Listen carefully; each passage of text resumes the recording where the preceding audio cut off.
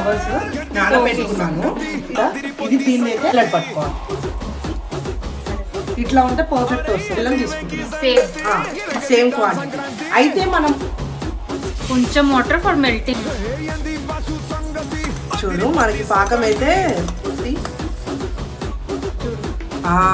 Correct.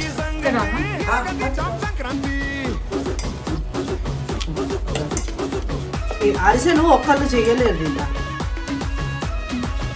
ఇందులోనే కొంచెం ఇలాచీ powder వేసేసి కొంచెం నెయ్యి కూడా వేసేస్తాం. ఇట్లా ఉంటే మనకి కూల్ అయిన తర్వాత పర్ఫెక్ట్ వస్తుంది. ఇదైతే ప్రిపేర్ అయిపోయింది. ऐसा हैंड में आना वाह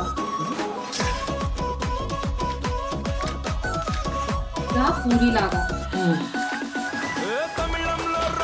स्लो में कुकिंग करना. हमारा आरिस आलू इज अंडर कुकिंग.